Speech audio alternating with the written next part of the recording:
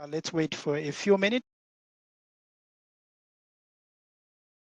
Once again, good afternoon, good morning, wherever you are. Would want to warmly welcome you to the Africa NCA Community of Practice webinar series. Today's webinar, we have the privilege to have our sister country, South Africa, which will be sharing their experience of the current work they are doing in the NCA space.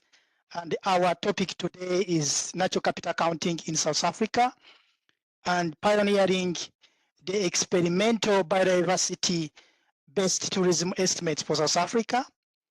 We are honored that this work is going to be presented by the Natural Capital Accounting Co-Coordination Unit for South Africa, which consists of Statistics South Africa, and that's Robert and Ryan. We have the Department of Forestry, Fisheries and Environment, and we have Mr. Stanley and Miss Shifiwa, and then we have Miss Precious from the South Africa National Biodiversity Institute, who will be taking us through the experience of South Africa. We thank the Republic and the government of South Africa for always continuing to be a pioneer and a leader in developing NCA within Africa, and also committing to support the community of practice. As we speak today, South Africa is the one which is chairing the Africa NCA community of practice, and they have been consistently supporting the community of practice by sharing their experience with the rest of African countries. And we thank you for that, South African team. So my role today is just to thank you and to welcome you all, and to make a few points in terms of for us to be able to have a successful webinar. We will kindly request all attendees and participants to mute, and also to continue switching off your camera unless you are coming in to intervene or to provide your comments when you're invited.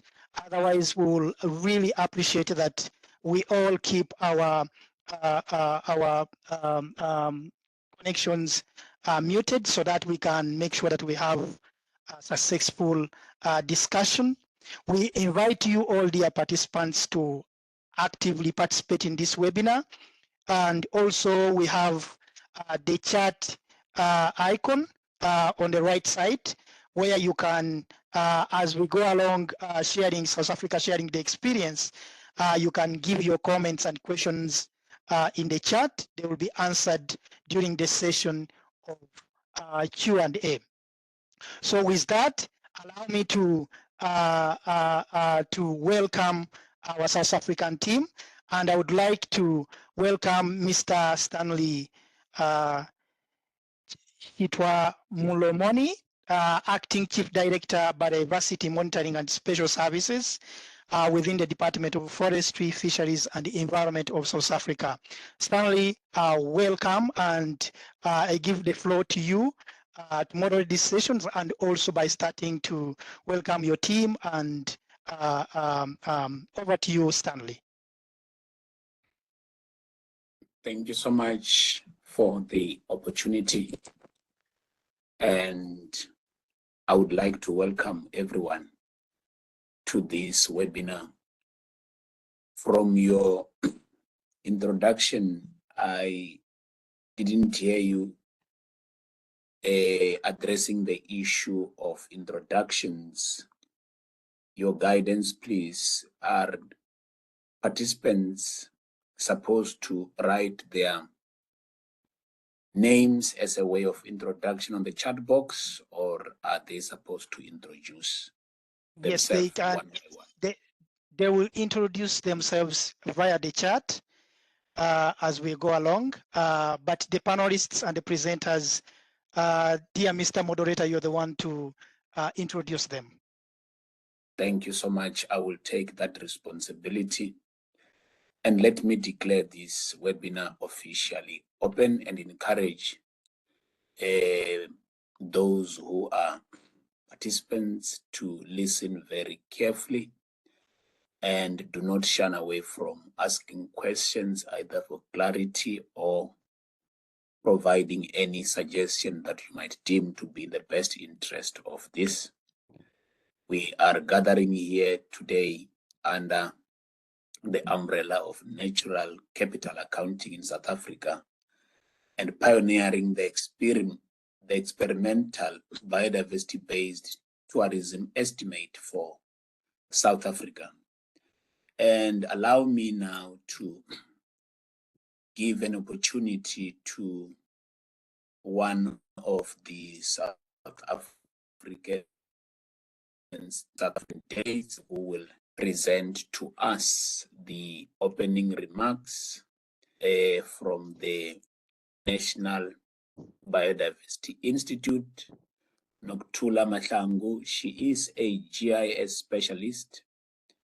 She focuses on ecosystem accounting in the ecological infrastructure for water security project from the South African National Biodiversity Institute, and it is normally known as SANBI.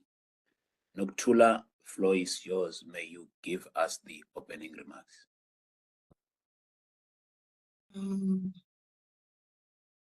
Thank you, Mr. Stanley, and good afternoon, everyone. I'm going to turn on my camera just to introduce myself and for everybody to know that I'm human and I'm not AI. And I'm going to turn it off after that. And just to say thank you, Mr. Stanley, for that warm introduction. As I've already been introduced, my name is Nokuthula Mahlangu, and I'm a GIS specialist. So today I'm just welcoming everybody, our colleagues, our partners, as well as our esteemed guest, and all protocol observed. As we all know,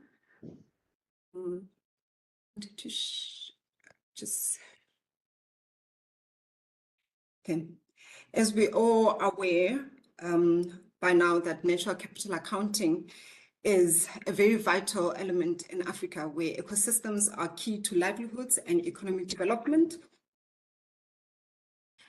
And this is driven, for South Africa, the experience is driven by the partnership and collaboration of Statistics South Africa, the Ministry of Environment, as well as SANBI, as Mr. Stanley has already introduced, and as well as other stakeholders in the environmental data ecosystems for South Africa. Today, our presenter, Mr. Riaan Grobler, will be sharing our South African experience as well as the progress in developing natural capital accounts with our long history of producing natural capital accounts since the year 2000. South Africa has compiled 5 natural capital accounts, and today's focus by Mr. Riaan Grobler will be on the experimental biodiversity-based tourism estimates for South Africa. And these accounts were released actually just this year in July 2024. This is the 5th publication in our Natural Capital series, which was launched by Stats SA, and that was launched in December 2020. These accounts provide the first of their kind, first-time estimates in South Africa of the biodiversity-based tourism's economic contribution. And this offers us critical insight into its role in production, employment, and expenditure within the South African economy. And our speaker, Riaan, will give you more into that. And as we are about to sit back and listen to this interesting as well as groundbreaking work, I'd like to encourage you to listen with curiosity as well as engage with the content that Riaan will be presenting to you. And also remembering that this is our platform for all of us to share, learn, and also exchange expertise. And I would like to just prompt everybody with just some few questions to keep in mind as you're listening to Riaan's presentation as follows. Is there any country here in the room, in the virtual room, which has attempted to quantify their biodiversity? And if so, what kind of methodology has been used, and what kind of lessons can one reflect on that piece of work? And if not yet compiled, listening to what Riaan will be presenting on, could then people then just then share from what they'll be hearing, the kind of processes that they think they would be taking from the work that Riaan would be presenting, and the kind of data that they would think would be valuable for their own country, considering when they would be compiling these kind of accounts in the future. So whatever you listen with curiosity, and I encourage everybody to actively engage, as Peter has already said, in the discussion, reminding everyone that the platform is for all of us to learn from one another, share experiences, expertise, and as well as strengthen the role of NCA across our continent. So thank you to all participants for taking the time to being here. And with that, I'll then hand over to our speaker, being Mr. Riaan Grobler from Stats SA. Thank you so much, Nokuthula. Maybe before Riaan come, it will be in our best interest to give a introductory bio so that the listeners should be aware of to whom are they listening to. Mr. Riaan Grobler is the director responsible for environmental economic accounts within the National Accounts Chief Directorate at Statistics South Africa. He holds a master's degree from the University of Stellenbosch. He has an extensive experience in natural capital accounting, having co-led key national projects in partnership with Sunbee's colleagues, including South Africa's pilot for the global advancing natural capital accounting in 2014 to 2015, and the Natural Capital Accounting and Valuation of Ecosystem Services project from 2017 to 2020. Currently, Mr. Riaan Grobler is also serving as a co-chair of the National Capital Account Co-Ordination Unit in South Africa, driving forward this vital work alongside the Ministry of Environment, or Forestry, Fisheries and the Environment, and the Sunbee colleagues. Riaan, may I hand over to you to take us through.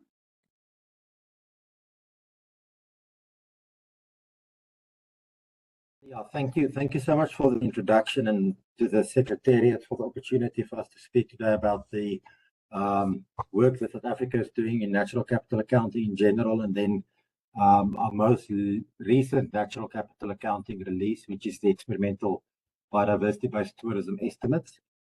I'm just putting on my camera to say hi to everybody. Everybody know who I am. As my South African colleagues and the Secretariat would know, myself and Robert is currently hanging on to this webinar by a very thin, fragile virtual thread. So I'm not putting off my video because I'm shy or I'm rude. It's really just for bandwidth. Okay, let me just share, and you can just please let me know when you can see my. Yes, it is there. You may proceed. Everything is fine. Thank you so much. Now, as South Africa and as the Natural Capital Accounting Co-Ordination Unit, we have a history in natural capital accounts going back, more than 20 years, about 24, 25 years. Sort of in what you see on your screen, the small beginnings and the little steps added. And I think it's important to note that the gains that we made, sort of period 2015, 2016 forward, was also largely due to the support we got through donor-funded projects. We had 3 successive donor-funded projects, the most recent being the Ecological Infrastructure for Water Security project, which is coming to an end next year, March. And where we are currently, we're currently in the circle that speaks to very recent or underway, meaning these are accounts that have very recently been published or is currently in the process of being compiled. And then in our yellow circle, you can see, as the NCACU looking forward, where is our minds going regarding the natural capital accounts for South Africa? Now, I think it's important to note that, South Africa does have a national natural capital accounting strategy. We're one of very few countries in the world, I think, that do. And this was released by Stats SA in 2021. It feels just like yesterday, but we're already almost at the end of 2024. And as the NCACU, we were very, I think, in one mind that our national NCA strategy won't just be another strategy, another government strategy that sits somewhere on a shelf collecting dust. We are very actively involved with the limited resources that we have in implementing our national NCA strategy, specifically the low road implementation scenario, meaning that which we can do within existing human and financial resources and in a staggered approach. But also just to mention that our national NCA strategy is not a Stats SA DFFE SANBI strategy. Yes, we were the leaders and we were involved, but it was an intensive 3-year collaboration process, with a multiple range of stakeholders within South Africa's environment data ecosystem. And our vision of our strategy is that our NCA in the country is widely used to provide credible evidence for integrated planning and decision making in support of the development needs of the country. Now, since the release of the NCA strategy and our active implementation of it, it has helped us to establish a very active NCA community of practice within the country itself. We have a growing network of champions, NCA champions, within a range of organizations in South Africa. And there's also a lot of interest and energy in the country around the development of our national capital accounts. Stats SA hosted, and sort of organized in partnership with DFFE and SANBI and supported by the Water Research Commission and our Ecological Infrastructure for Water Security project. We hosted South Africa's third National NCA Forum here at Stats SA in August of this year. And, the good thing and the bad thing, there was so much happening in South Africa in the natural capital accounting space that we had problems fitting everything into an agenda for 2 days, to the degree that we had to go, sort of into parallel sessions. And even then, afterwards, our reflection, we felt there wasn't enough time to really engage on everything that's going on in the country. So it is a very nice problem to have. Now, natural capital accounting in South Africa is not done in isolation by Stats SA. We work very closely in partnership and collaboration with both the South African National Biodiversity Institute, as well as the Department of Forestry, Fisheries and the Environment. And the reason why our partnership has worked so well, it's really an efficient partnership that's being sort of held up in Stats SA, as how our partnerships between Stats SA and other government departments can work, is that it's based on a very clear understanding of our roles and responsibilities. Now, Stats SA leads natural capital accounting overall in South Africa, and we are the convener of all the institutional mechanisms for natural capital accounting in the country nationally. We're also directly involved in compiling accounts. Stats SA is responsible for the compilation of all CR settled framework accounts. And SANBI, is the opposite side. They are our technical leads for the CR ecosystem accounting. And they're also a curator of several of the key spatial data layers that are needed for our ecosystem accounts. Similar to how our Department of Forestry, Fisheries and the Environment also own, several data layers that is essential to a range of ecosystem and central framework accounts. Now, all the other logos you see on here, these are the logos of our Natural Capital Accounting Strategic Advisory Group. And we are hoping, as part of the implementation of the strategy, that in time and in future, these are also organizations that will become not only, CR count ready data for natural capital accounts, but in the end also natural capital accounts compilers themselves. Now, just as a sort of broad overview, what are we currently busy with? On the Stats SA side, the CR Central Framework, we're currently in the process of updating South Africa's energy accounts and compiling South Africa's first air emissions accounts, as well as updating South Africa's water accounts. We have already released the experimental biodiversity-based tourism estimates. We'll speak to that in a bit more detail later. And we're also currently working with DFFE and SANBI to develop South Africa's first biodiversity economy satellite account. Then on the SANBI-led side, the CREA, we've already released accounts for protected areas, accounts for strategic water source areas, and subnational water resource accounts, as well as our land and terrestrial ecosystem accounts. And in developing, already have developed river ecosystems, experimental estuary ecosystem accounts, ecosystem service accounts for KwaZulu-Natal, as well as ecosystem accounts for water-related ecological infrastructure. Now, if we just quickly look at the Stats SA Natural Capital series so far, like I say, as part of our participation in the then Natural Capital Accounting and Valuation of Ecosystem Services project, Stats SA launched a new series, what we call the Natural Capital Accounts series. And we have had 5 releases in the series up till this year from 2020 itself. Now, the first account that we released was our land and terrestrial ecosystem accounts from 1990 to 2014, and this was released in 2020. This was the launch of Stats SA's Natural Capital series. Now, the land cover account and the terrestrial ecosystem account together enabled us to analyze, which intensively modified land cover classes have been replacing our natural or our semi-natural land cover, and in which terrestrial ecosystem types. The second account that we released in the Stats SA Natural Capital series was our accounts for protected areas from the period 1900 to 2021, and that was also released in the year 2021. And they basically track the development of our protected area network, for this 120 years, showing both the size and the changing composition in terms of the different type of protected areas, as well as, what biomes are these protected areas protecting.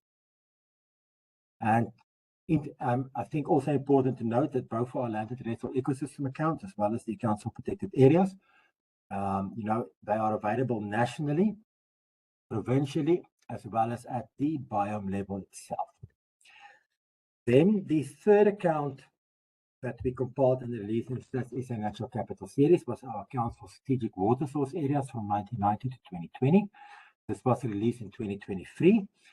Now, the strategic water source areas is, a small piece of South Africa. It's about 8% of South Africa's land area that is critical for water security, for feeding South Africa's major dams, important for our water security, and also securing our strategic water source areas, is really receiving a lot of policy attention in the country currently.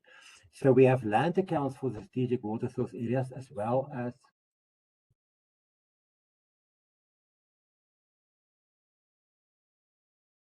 sorry, people, I just want to check. Robert is making me aware that some of you say you can't see the presentation. The presentation is on. Okay, sorry. No, Robert, then just ignore that. Sorry, no, Robert, just say yes on the side. Somebody says they can't see it and can we PDF. So I just wanted to check that we are fine. So like I say, basically securing South Africa's strategic water source areas, through protected areas, as well as other effective area-based conservation measures, is currently a big priority in South Africa through our National Water Safety Management Program, also contributing to the Global Biodiversity Framework, the 30 by 30 implementation.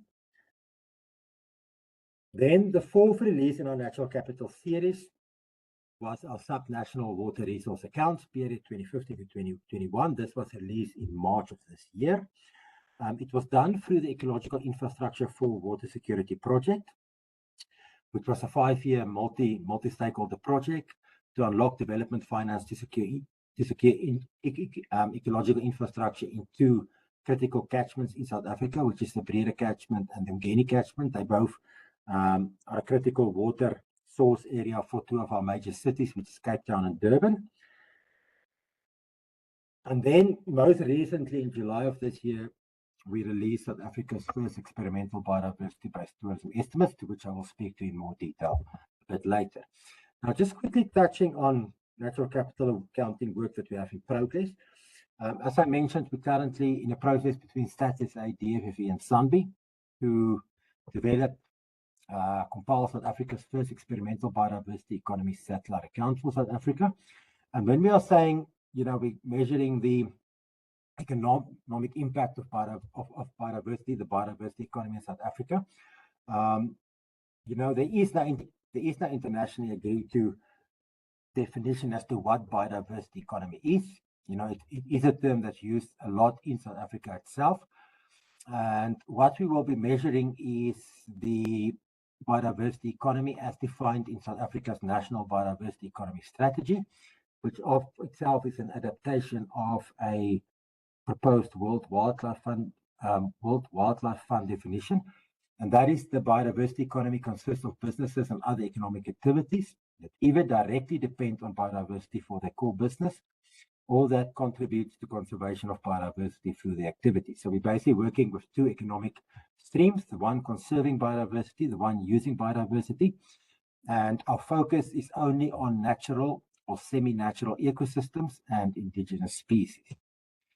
Similarly, some of you might also be aware of the Group of 20 IMF Data Gaps Initiative 3, which is currently ongoing worldwide. 14 recommendations, 7 of those forming part of the climate change theme. Recommendation 1 is the compilation of air emissions accounts. Recommendation 2, compilation of physical energy flow accounts. At StatsSA, we're currently in the process of the compilation of both.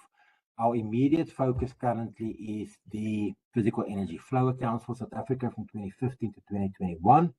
We are aiming to release that by end March of next year, serving two purposes. It's implementation of our national NCA strategy, as well as South Africa, making our contribution with recommendation 2 of the IMF DGI3, and then the air emissions account is a bit longer term project. Currently our aim is to release in 2026, sort of at the end of the IMF DGI3 process. Now, if we come more specifically to South Africa's first experimental biodiversity-based tourism estimates, I think it's important to note that, there's a reason why we call this experimental, why we release this as a discussion document. It really is pioneering work. Once again, if you say biodiversity-based tourism, what does this mean? We have always start off with our international organizations, UNSD, etc. And, there was no real definition about what constitutes biodiversity-based tourism. There was for ecotourism and there was for nature-based tourism, but this is much broader concept in what we were trying to measure within the biodiversity-based tourism itself. Now, we do have an internationally agreed to definition, what is tourism from UN Tourism. And from our own national biodiversity assessment, the latest being the 28th version, we have a definition of, what is a biodiversity asset. In order to measure something, you need to define it. You need to say what is it that I will be measuring.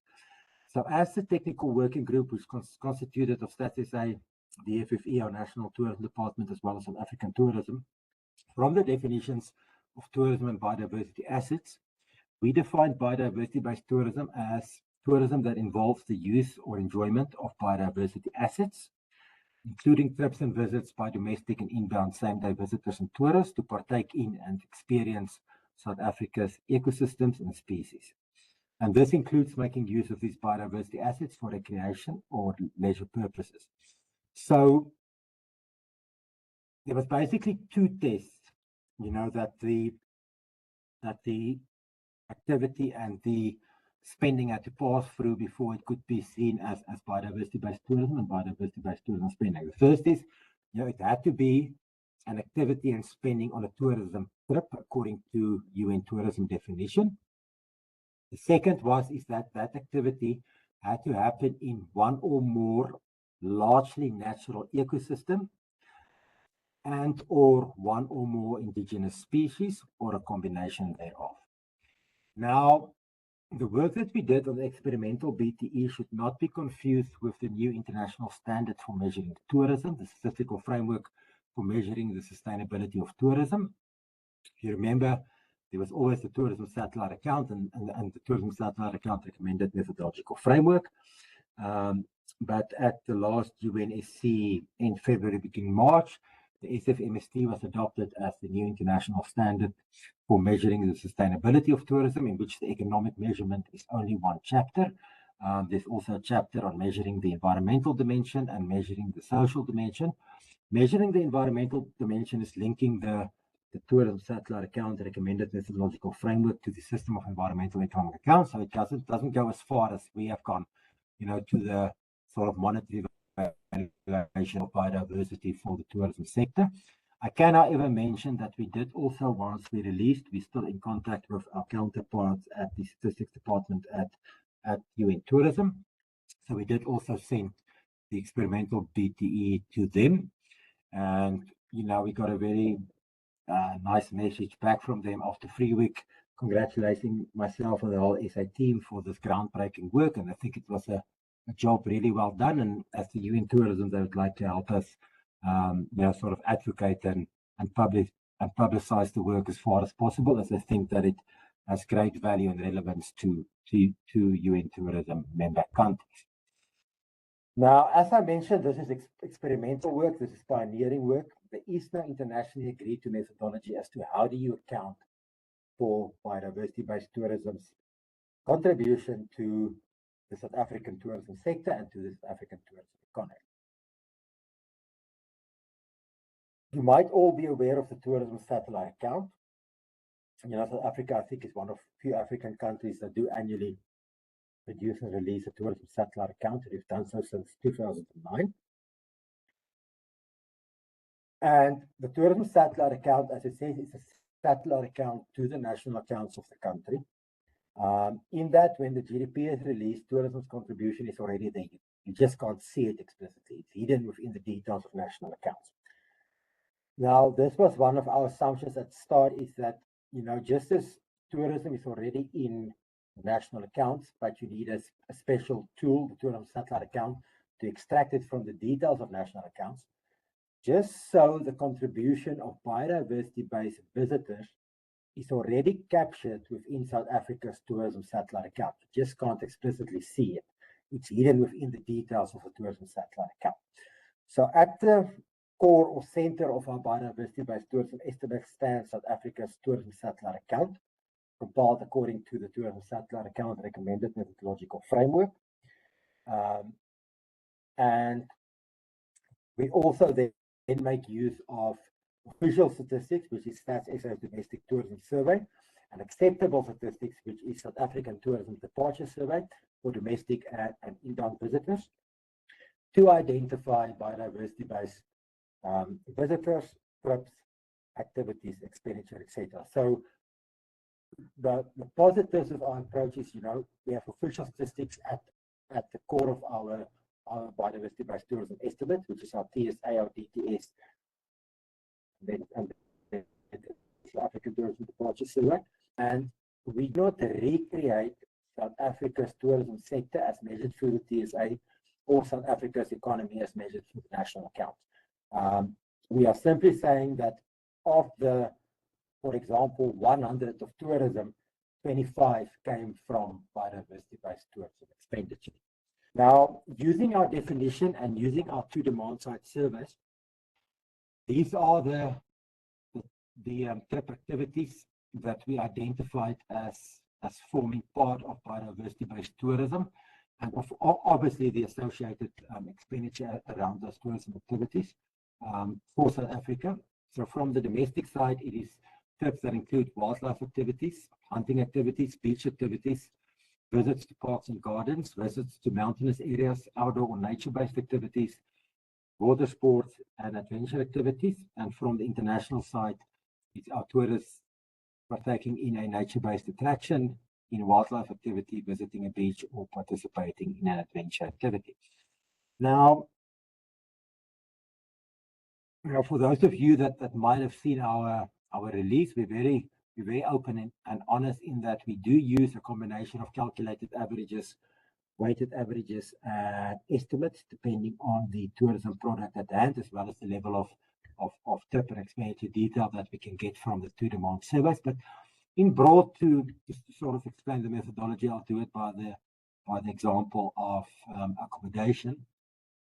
So first of all, from the Stats SA Domestic Tourism Survey, total number of trips, we need to exclude our same-day visitors. Same-day visitors are those that visit for less than 1 day, so they do not make use of paid accommodation, so that we're only left with tourists. Then for the domestic overnight tourism trips, we need to separate those that included those biodiversity-based activities that I mentioned on the previous slide. Then we do need to make an estimate of how much time, would a tourist spend on an average trip on that specific biodiversity-based activity, as a percentage of total trip time, and keeping in mind that, one tourism trip can have many different biodiversity-based tourism activities.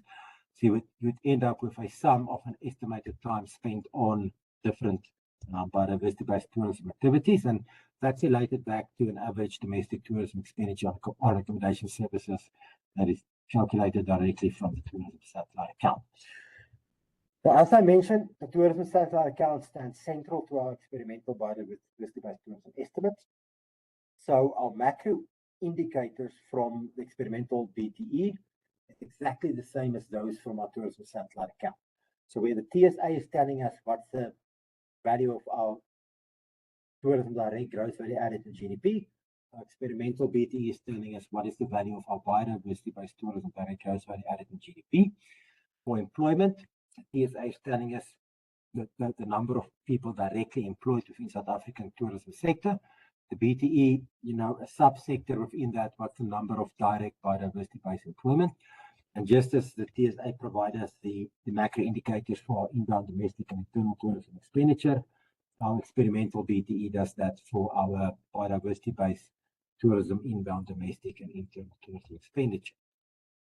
So in 2019, our biodiversity-based tourism direct gross domestic product was about 28 billion rands, or constituted about 13.3% of the total direct contribution of South Africa's tourism sector to the economy. Putting it into the broad perspective, tourism GDP in 2013 was 3.3% of the South African economy, and our biodiversity-based tourism GDP was 0.5% of the economy, but it was 15.4% of the tourism direct gross domestic product, increasing in absolute value, rand million terms, but slightly decreasing in contribution in 2019. Now, in 2019 as well, there was about 92,000 individuals directly employed within the biodiversity-based tourism subsector of the tourism sector, or it constituted about 12% of total direct employment within South Africa's tourism sector. Once again, to get into the broad perspective, direct tourism employment in the country was 4.4% of total formal employment in 2013 and 4.8% in 2019, and relatively stable 0.6% for the biodiversity-based tourism subsector, although the biodiversity-based tourism subsector slightly decreased its percentage contribution to total tourism employment. It did increase, it did not increase. It stayed relatively stable in actual number of people as well. But it's interesting when you compare employment within the tourism sector to the biodiversity-based tourism subsector, you will see the two blue lines, the cultural industry and the sports and recreational industry, which features much more prominently within the biodiversity-based tourism subsector than what it does into the tourism sector as a whole. Reason being for that, if you know your classification under the cultural industry, that is where you find the activities of botanical gardens, nature reserve activities, etc. And that's why it features more prominently within that biodiversity-based tourism subsector than within the broader tourism sector.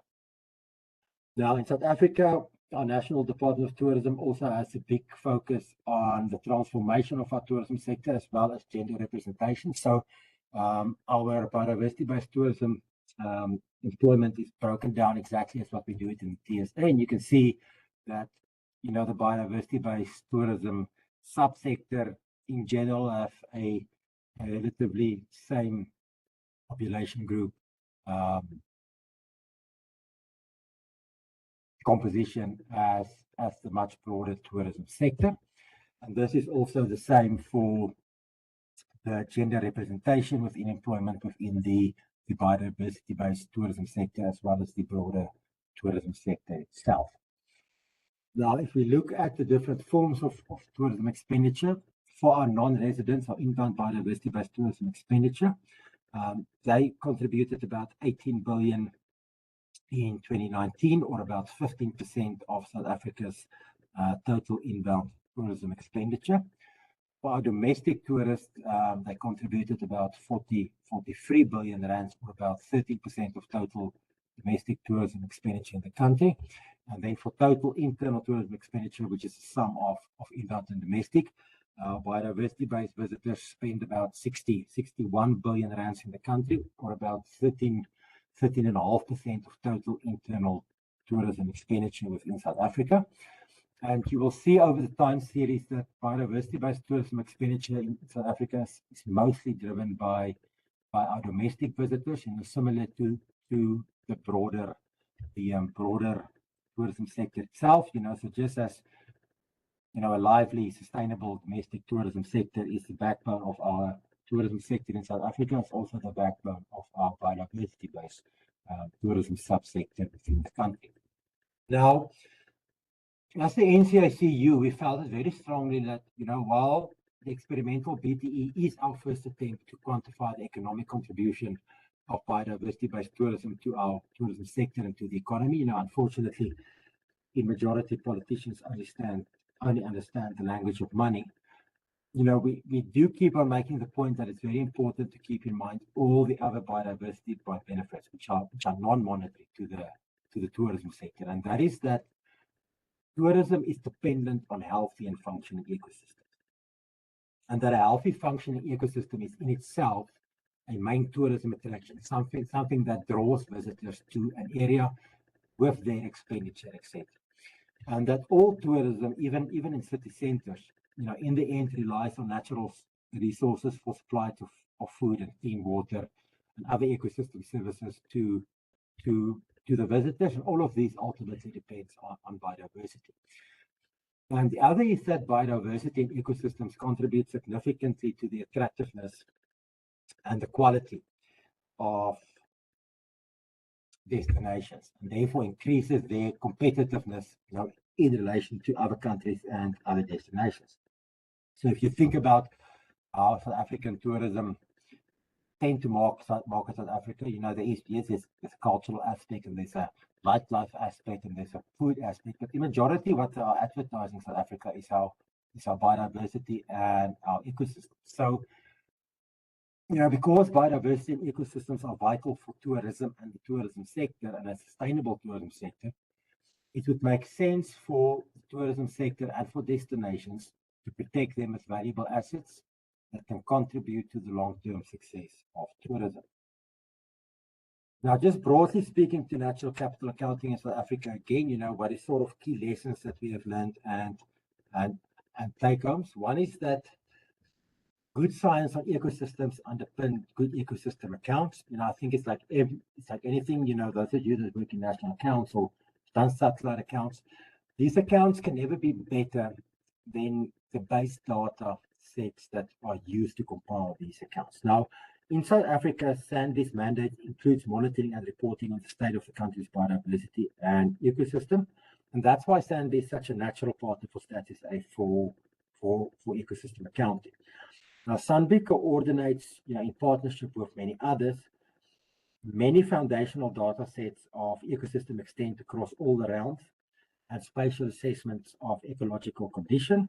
And SANBI is also coordinating, in South Africa, the red lists of ecosystems that has played a key role in mainstreaming biodiversity in a range of sectors in South Africa. But I think, the broad overall point that we want to make here is, it's one thing to say we want to do SIA accounts. There's a lot of work to be done in getting SIA account ready data, and not just from the NSO, but from across the environment data ecosystem within the country and from all NCA role players.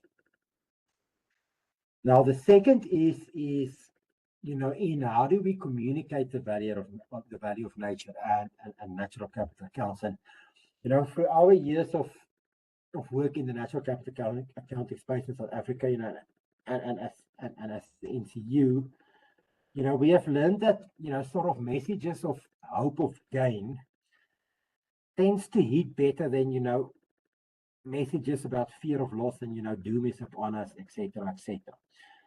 And that people in general do care about natural assets, and for many reasons. It can be the intrinsic value, it can be a sort of relational value, it could be heritage, and especially all the work that we've done in SIA ecosystem accounting was a way for us to sort of appeal to it, because we can support that multiple value perspectives of nature.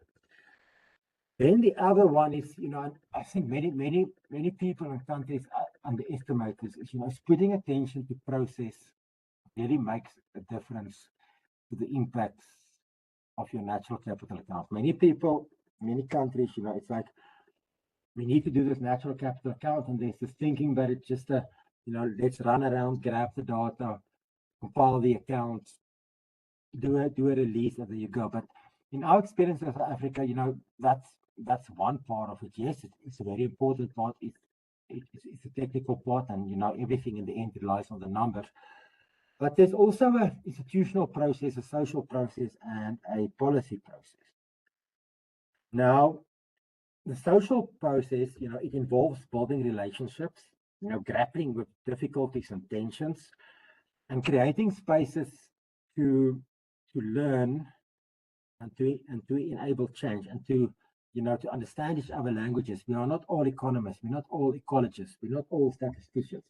And, we have this variety of people from StatsSA, SANBI, DFFE, other organizations. We need to understand how each other work, what is the language we are speaking, etc. Then there's also the policy process, which in South Africa we enable by involving policymakers in the process, the actual process of the compilation of the accounts. So they are aware of the information that's in the accounts, and that they can help champion, this NCA engagement within that policy space.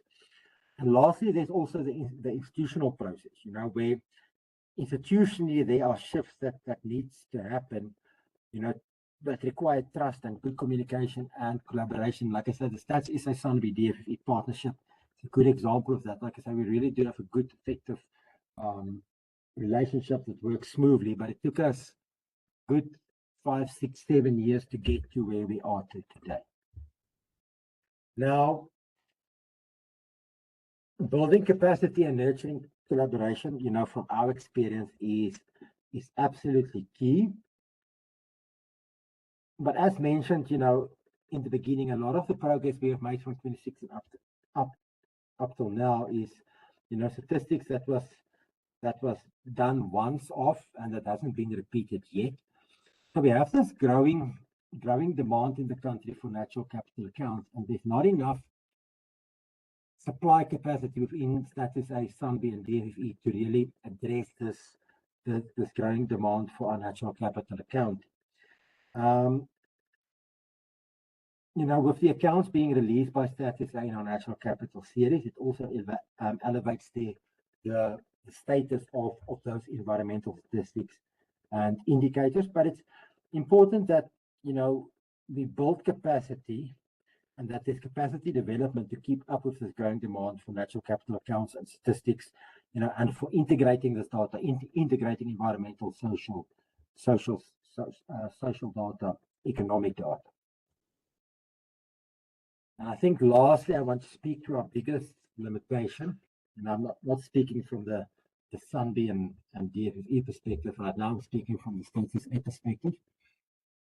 That is that in this current financial year, which ends March next year, in the Environmental Economic Accounts Directorate of Status A, we are two people who are doing everything. We are compiling accounts, releasing accounts, leading natural capital accounts in South Africa, coordinating natural capital accounts in South Africa, implementing and monitoring the national NCA strategy for South Africa. And I mean, obviously, that is not an ideal situation. As mentioned, the demand for natural capital accounts in our country is growing much faster than what Status A, CRCF capacity and SANBI CREA capacity can keep up with. So we are constantly, engaging within the country, outside of the country for capacity collaboration, institutionalization and funds. And our NCA strategy identifies this too. But that basically, it's literally, it's human and financial resources. And I think from my side, that is that. So I'm going to stop there. Thank you all so much. Thank you so much, Rian, for that presentation that is full of information. I see Dina is clapping. Shiba also clapping.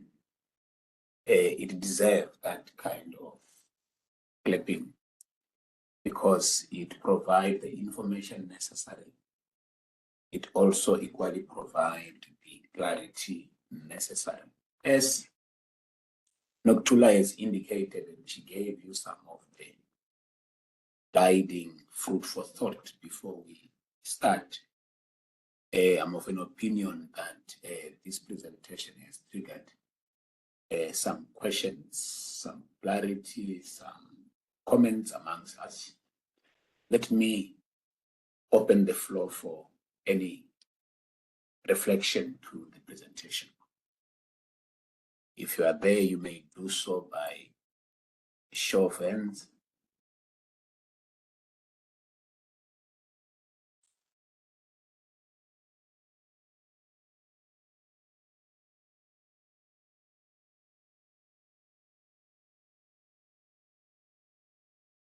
I see no hand raised, or I see Noktula.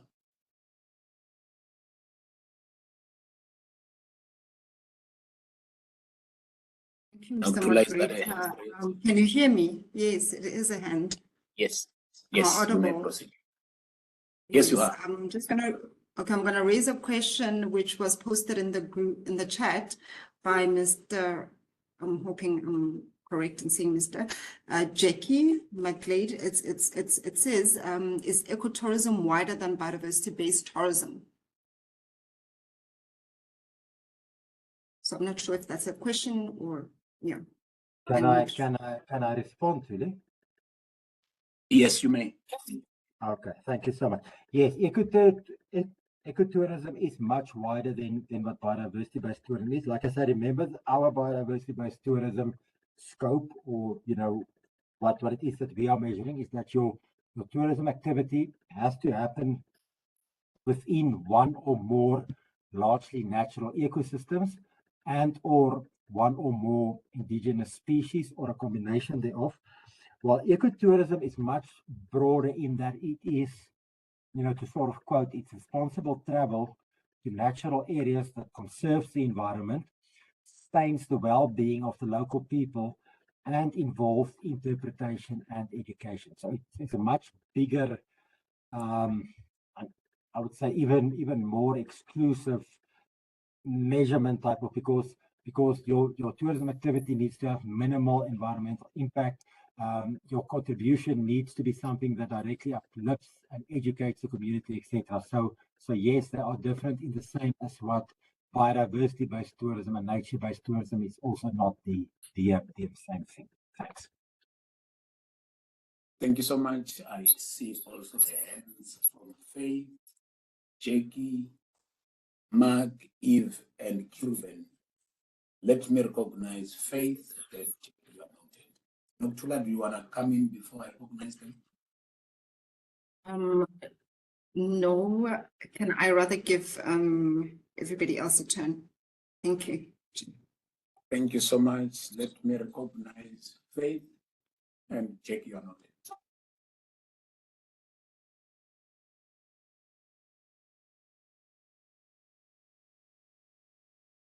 Peter, I see these people raise their hands. It's like they are locked.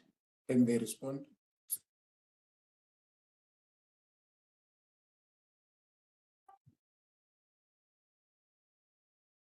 Peter, the people who have raised their hands, if it's a lock button, they cannot unmute themselves. They cannot mute. They cannot unmute. Oh, They are locked.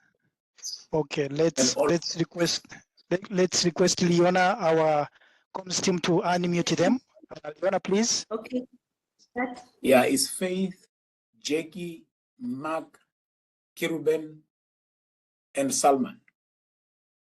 If you may unmute them.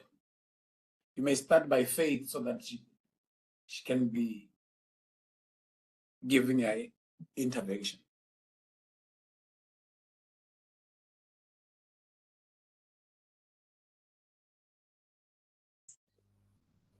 From the presentation, although I was not present during the start, I would maybe I would like to get some clarification on how the biodiversity based tourism links with the other accounts which are not developed, and how did you go through it, especially the links which are related with the tourism accounts on biodiversity. Thank you. I hope my question was clear. Yes, your question was clear.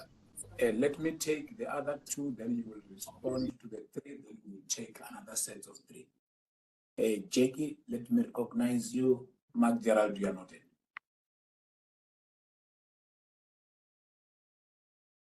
Thank you very much. This is Jackie McGlade from Kenya. And Robert, thank you. It was a fantastic presentation, very, very clear. So we're also looking at a new policy in Kenya, which is an integrated ecosystem-based approach. Very exciting, bringing all of the sectors together. And I see NCA as one of the critical tools for this. But I am really challenged sometimes around how we can expand the GDA to get that sort of the valuation aspect more deeply embedded. But I detect that maybe how you're treating it is by separating the biophysical very much away from the value added. I wonder if you could just expand a little bit on that, or whether you think we should have additional surveys that would look at things like intrinsic aspects of valuation in addition to collecting information about the ecosystems or the biodiversity itself. Thank you.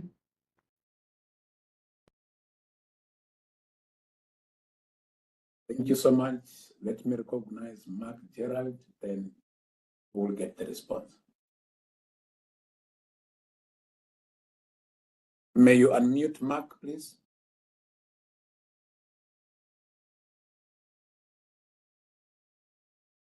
Mark, you are unmuted now. You may proceed.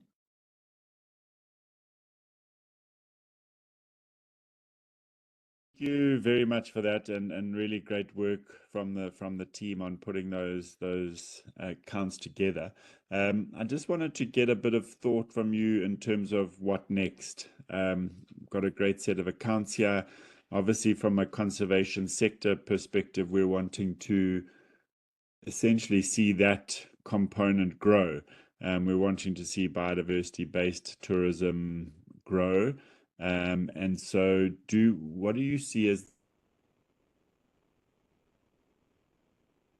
to sort of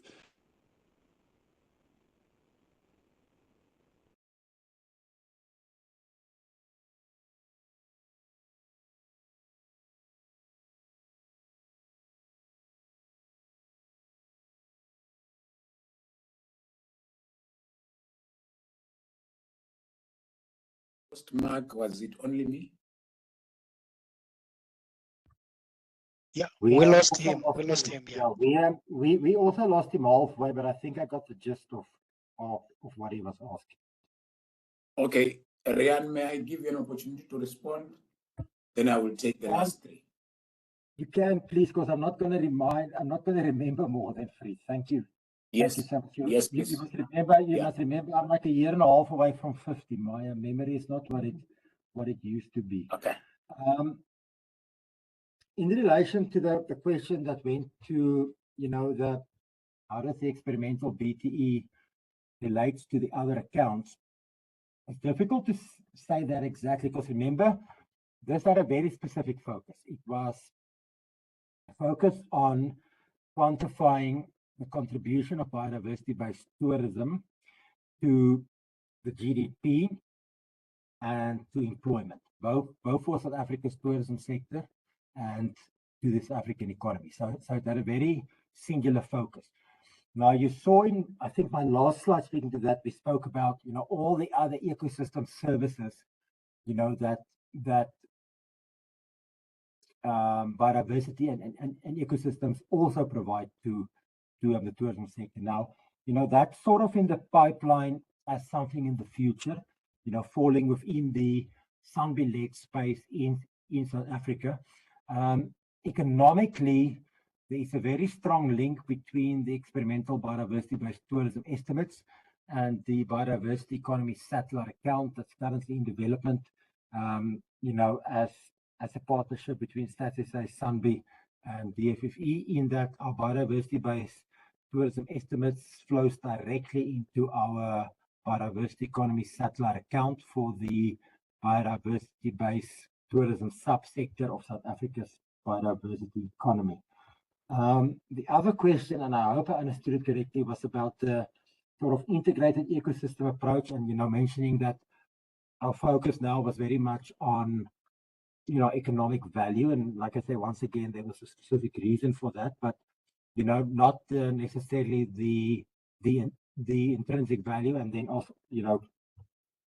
what are our thoughts around that and other things in the future.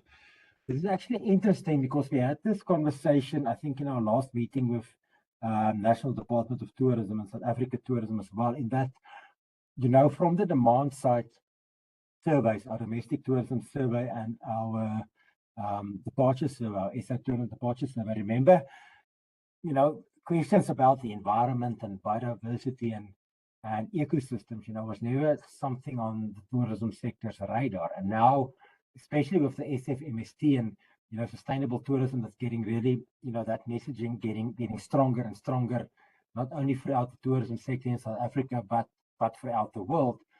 We basically said we're going to need to, as a sort of way forward or into the future, start seeing, okay, well, how in our demand side surveys, how in the domestic tourism survey and the South African Tourism Departure Survey, how do we bring in the environment? And that probably relates to sort of, the more intrinsic value of nature questions. So I don't have an answer for you, but just to note, these are things we are thinking about. There's actually a lot in the space that and as I said, this is really from South Africa's side, and what we could see from the world. This is exploratory work, this is pioneering work. There's not really much for us to fall back on and reference on. So we're trying to figure this out between StatsSA and DFFE and SANBI and our National Tourism Department and South African Tourism. And then the last question, the part about Mark that I got was basically that, okay, we've done this now, what next? Like I said, this is experimental, and there's a reason why we release this as a discussion document and as experimental statistics and not official statistics. We want to test our methodology. Like I said, we've published in July, and all our stakeholders, I think, has until end November to provide us feedback. Both the good and the bad, regarding definition, classification, methodology, the numbers, etc. We don't want this to be a once-off and then it's over. In the sort of, if you remember my first slide, South Africa's road progression on national capital accounting, in future we want to have the biodiversity tourism estimates there, and not as a experimental as discussion document, but as official statistics. But there's a lot of work still, I think, ahead of us in terms of that. And also the experimental BTE, similar as our biodiversity economy satellite account, it has a very sort of specific policy angle in the country as well, and that is the National Biodiversity Economy Strategy, which is compiled and sort of run by our Department of Forestry, Fisheries and Environment. And we had a very big biodiversity economy in Durban that was hosted by DFFE in March of this year. And there was a renewed focus on South Africa's biodiversity economy and the National Biodiversity Economy Strategy, and how they can contribute to alleviating poverty, unemployment, inequality within the country. And for our experimental BTE, there is a specific subsector within the National Biodiversity Economy Strategy, which is called the ecotourism sector. And the BTE now sort of sets that first baseline for our partner, the DFFE, for measurement to see if the implementation of the National Biodiversity Economy Strategy, is doing what it is intending to do. As you rightly say, to grow what they call the ecotourism subsector, or what we would call the biodiversity-based tourism subsector. So it wasn't, as with most things, like I said, we have incredibly limited resources. We can't do things just, because it's an ego project or because one of us thinks it's nice. It has to inform policy in the country. It has to inform national reporting in the country, preferably also international reporting in the country. So like I say, for us, basically, for both the biodiversity economy satellite account that's in development, as well as our biodiversity-based tourism estimates, it has a very strong policy focus on South Africa's national biodiversity economy strategy. Thank you. Thank you so much, Rian. Let me now recognize Salman Hussein and Kiruben, you are noted. Thank you very much. This is Salman Hussein from UNEP. I was leading the NCAs work with UNDESA that was referred to earlier. Thank you very much for the presentation. It's great to hear such an amazing update in terms of the work you've done. And you have in part answered my question, but I'm going to kind of rephrase it, because I was going to ask you about biodiversity economy or bioeconomy. Now, about 3 or 4 years ago, I think, when South Africa was chair of AMCEN, we helped put together a document on bioeconomy and a bioeconomy strategy for Africa. And recently in Brazil, while Brazil had the G20 presidency, we have assisted our unit in terms of developing bioeconomy principles, global principles, as opposed to a definition. So I suppose my question is this: if we are moving towards, as you said, showing that biodiversity economy or bioeconomy can be measured through stats generally, environmental statistics in general, if a politician were to say to you, well, what is the conglomeration, what is the group of statistical accounts that you're developing that will help me chart our progress towards achieving the bioeconomy strategy? Would it just be these accounts, or what would we put together to give an overall picture of progress towards South Africa's definition of biodiversity economy? And I think this is particularly important because obviously South Africa is taking up chairmanship of the G20 for next year, and hopefully will also take the bioeconomy agenda forward as well. Thank you. Thank you so much. Kiruben, you are recognized. And Marian, you are noted.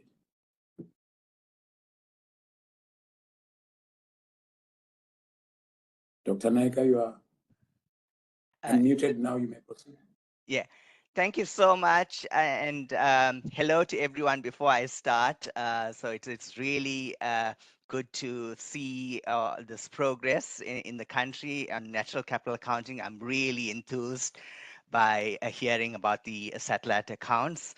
Yeah, I think it's absolutely incredible that you've actually accomplished producing these accounts, which actually borders on some of the information from the private sector, and the emphasis is on the biodiversity economy.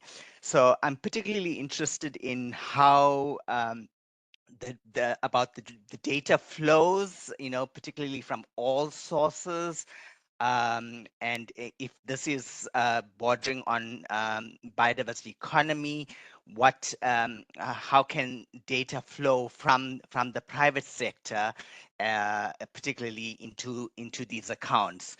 I know it's you mentioned, Rian mentioned that SANBI has the mandate to curate data from all sources. But just looking at those flows of data, it's a huge limitation, not only not in South Africa as such, because I think you have a strong resource base of data.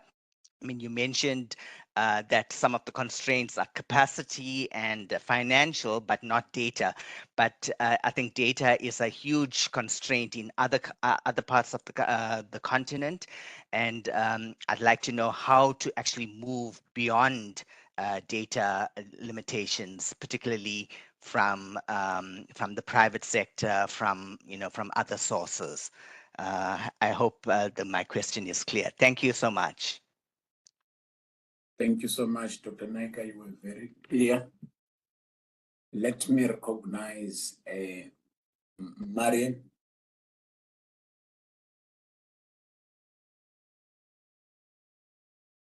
May you unmute Marian, please.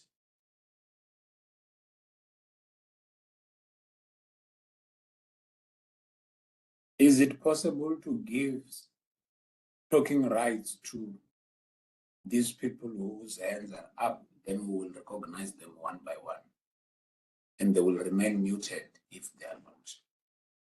Thank you. Okay, I've Marian, been muted. You may proceed, Marian.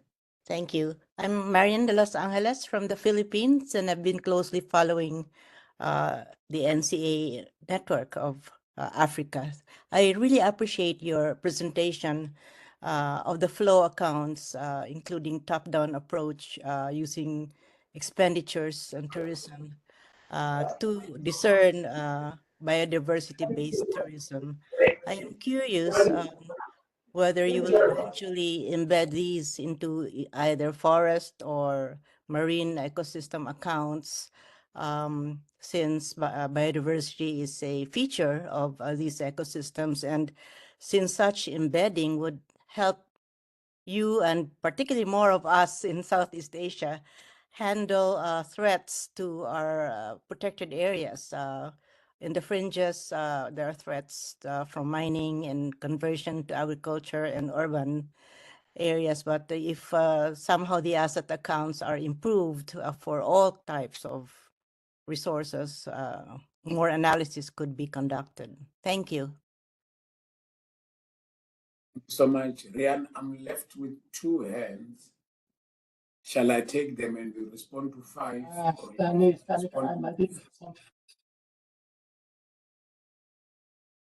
Okay, for the first question for Salman around the biodiversity economy, and as you rightly mentioned, the IMF G20 South Africa is taking over the presidential chairmanship. I think it's 1st of December, and there will be a lot happening in the country next year. And this is why I'm wondering, my 2 DFFE colleagues, Stanley and Shafiwa, when we're talking biodiversity economy, National Biodiversity Economy Strategy, I don't know if you perhaps better placed to answer Salman than me from Status A. Like I say, my focus is very singular into the biodiversity-based tourism estimates and the development of the biodiversity economy satellite account. But Salman, I can basically say that, as sort of NCA CU and as the technical working group for the BESA, as well as the experimental BTE,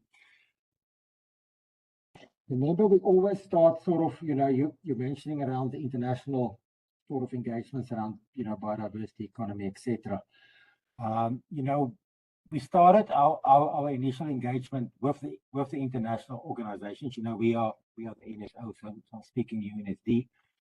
And at that stage, there was no real, international consensus on what is the biodiversity economy. And, while they said they were fully aware of the term, they're not really aware of it really being used outside of South Africa. And, even with our own research, everything around biodiversity economy always took us back to our then Department of Environmental Affairs, or our current Department of Forestry, Fisheries and the Environment. And like I say, the work that we are doing around the biodiversity economy is a very specific focus, and that is informing our national biodiversity economy strategy. And that's why for the work for the biodiversity economy satellite account that I showed the definition that we are using, that's the exact definition of the biodiversity economy that's used within our national biodiversity economy strategy. I'm not sure maybe if Sophia or Stanley from the department would like to add anything in that regard. Chief, what do you want to add?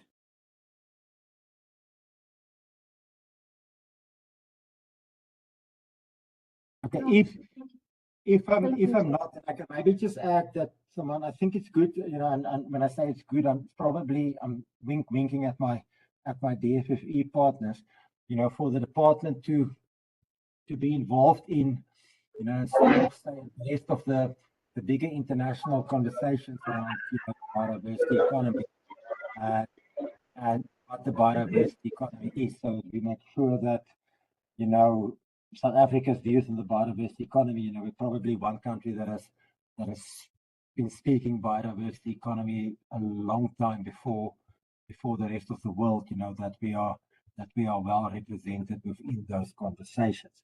Now, as far as Kiriben's question goes, that sort of data flow from all sources. Kiriben, yeah, like I said, basically, I might not have named it as a limitation because I was only focusing on the biggest limitation currently. But yes, data in a way is a limitation. At StatsSA, we collect very little environmental data ourselves. We're fully reliant, if you think in sort of government sphere, on the different line ministries for data. And as you rightly say, there's a lot of other data within the private sector, if you think big data, administrative data. As far as the biodiversity economy satellite itself, it goes, we're not only looking at, national accounts data, government data. We do actually have a very strong focus on the private sector as well. We had a very, I think, very, very effective and positive engagement with, the sort of broader stakeholders, with outside of government last month. All the different associations within the biodiversity economy. And after that, they had to sign up into those two groupings, the A grouping or the B grouping, whether you are in the use of biodiversity for economic activity, or whether you are in more the protection of biodiversity side of those economic activities. And we will have much more focused discussions with them, hopefully within the next month and a half. And the reason we have that is exactly for that reason, to fill in the sort of missing blanks in our scoping, our data, etc. So we don't completely exclude private sector data. Like I said, for that is unfortunately ourselves, we have very, very, very little environmental. We collect very little environmental data ourselves. So, we are fully reliant. If we are on water, the Department of Water and Sanitation, tourism, the tourism department, or South African tourism, etc. But like I said, we are not adverse to or not interested in private sector data, and especially for the biodiversity economy satellite account, we are also trying to see in as much as possible how we can bring the private sector on board. In relation to the question to the forest and marine ecosystem accounts, and if we are thinking of extending these accounts into the future, I think when it comes to forest and marine ecosystem accounts, I think our thinking lies more within the CIEA accounts itself. So in other words, biophysical measurement for forest and marine ecosystems to basically expand our suite of ecosystem accounts. And I think it's maybe also important to note that the work that we have done on the experimental biodiversity-based tourism estimates, as well the work we're doing on the biodiversity economy satellite accounts, this is really, from the NCA CU perspective of South Africa, what we are doing in the sort of economic dimension should never be the be all and end all. It should be seen as complementary to our CRCF and CREA accounts, the physical or biophysical measurement, as well as the social dimension, the population indicators, etc., etc. That is our sort of very, very long-term aim. This bringing together of environment, economy, society, to measure sustainability in its fullness. So the work that we are doing in the sort of value space is not work that, and we're very careful when we do this in the country, it's not work that should be seen as above or more important than the actual CF ecosystem accounts, but complementary to, providing more indicators to see sustainability in its totality of environment, economy, and society. Thank you. I'm not sure if I answered everybody's questions, but that's the best I can do currently. Thanks. So much, Rian, for that clarity. I'm seeing now I'm left with one hand. Eve, let me recognize you.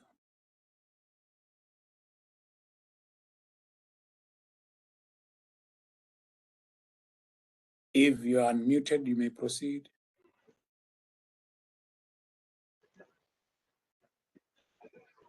Okay, thank you, everyone. I hope you're able to hear me. I'm Eva. Can you hear me? Yes, So you may proceed. my question was beyond because I was asking, it was a very well done presentation, especially on the employment, the benefits to the people.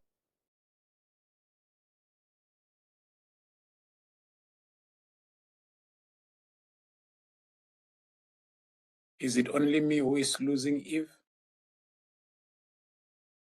We've lost Eve. I have also Myself. I wanted to know.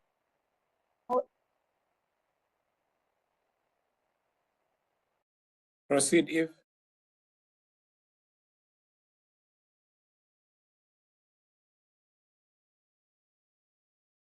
Oh, she said she will post her question on the chat.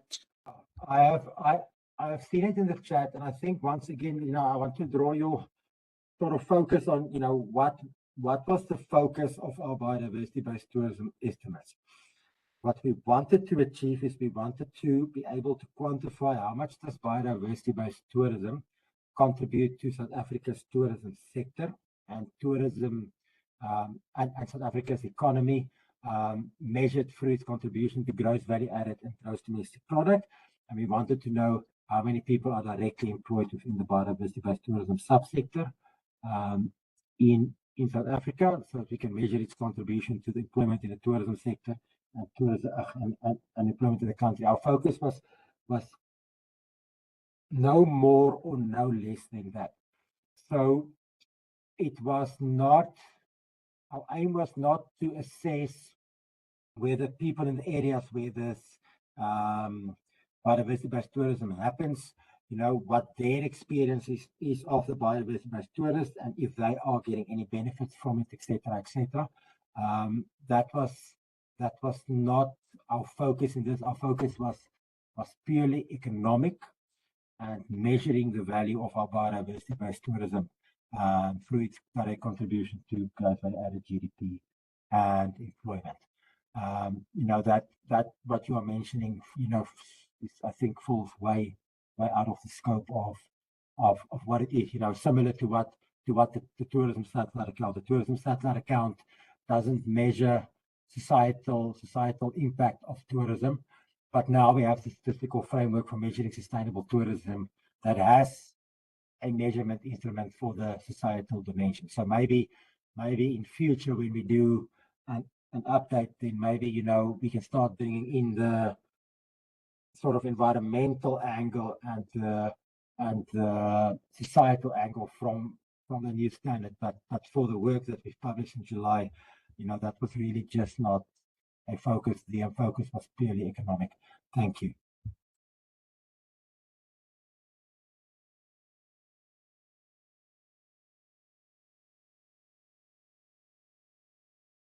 Hello, moderator. I think we are running out of time. I don't know whether we should be winding up, but there is one specific, I think, very important question that has been asked by Rashida.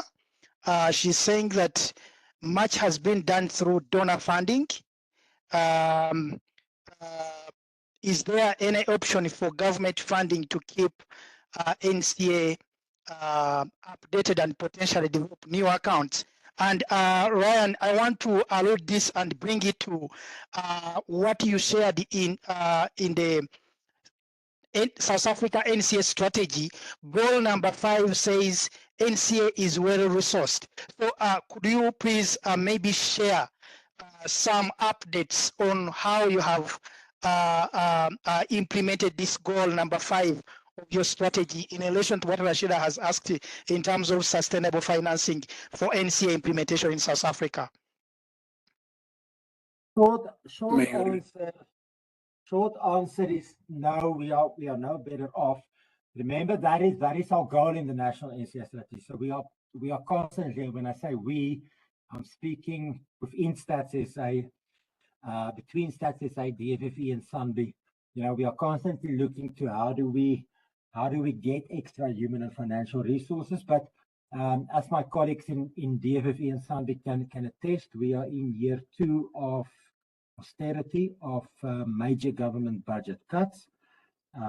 In that, the post that we do have is currently frozen. We cannot advertise any positions within any of the organizations until the end of this financial year.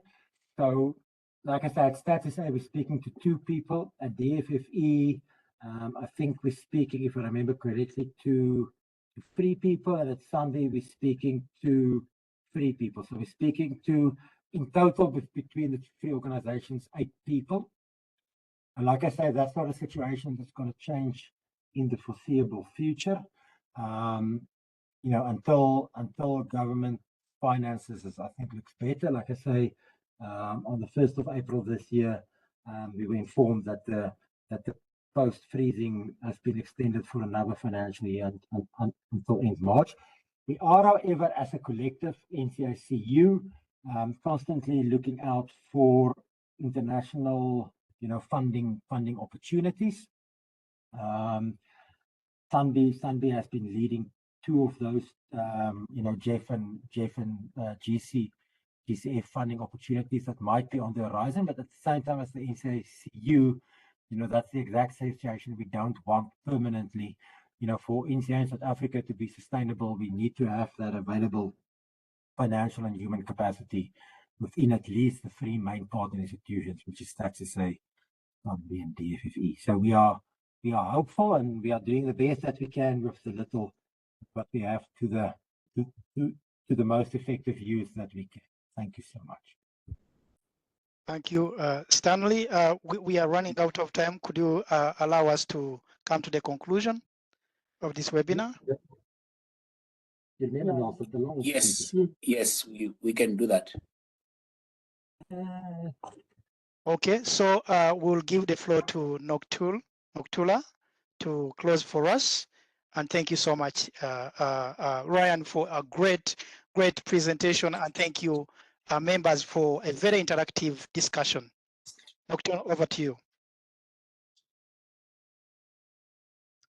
Thank you, Peter. Thank you, Chair. Thank you, Mr. Moderator. Most thankful to Ryan for sharing that amazing presentation, amazing work that the team has done. And also just a round of applause for everybody who took part in this engagement and bringing their best selves. As we always say in our team, that as people come together with the same intention, great things happen. So thank you, everyone, and may you further have a great afternoon. Back to you, Mr. Chair. Thank you. Thank you so much. Yeah, I think Stanley, over to you, and we conclude. Thank you so much. They said the general can always be in an army if supported by a good regiment. Thank you for your support from the beginning to the end. Over to you, Peter. Thank you all. And just to say thank you for very interactive webinar discussion. We will share the slides and the recording in the next few days. And we highly encourage you to join us this coming month of November for the next webinar. It will be on November 28th, and we will send out the information as soon as possible so that we can again meet and discuss and share experiences. Thank you, over to you all, and bye-bye. Have a nice day.